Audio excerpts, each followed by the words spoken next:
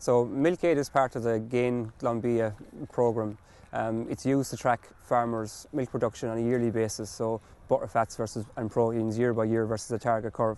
The target is set at 430 kilos of milk solids, which is 3.55% protein and 4.3% butterfat. Figures that would be a production target for spring calving farmers in a low input, low output system.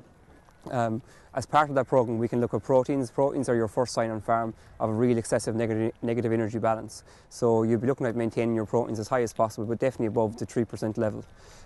Proteins and butterfats would have an interaction as well. A farm that has a high level of butterfat and a low level of protein is a sign of clinical ketosis on the farm.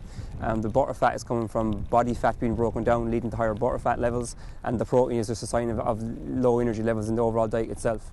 As part of that program, Glanbia this year is launching a Milk Urianition Application, which will measure the urea levels in cow's milk. It's going to be very important from April onwards when you're looking at very lush grass with high levels of fertiliser out in it.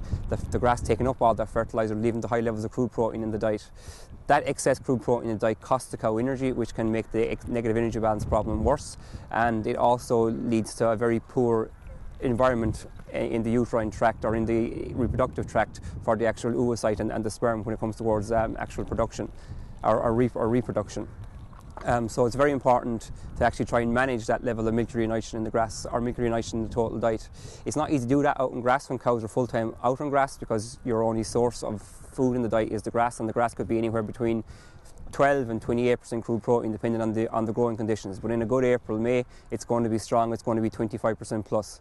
So as part of that, within the GAIN feeds, we have a product called Novatan, which is in there specifically to deal with the actual excessive milk urianition problem. It's there to stimulate the ruminant bacteria to get them basically utilise more of it. It doesn't drain the cow's energy, and on the back of that you get better production and better fertility performance.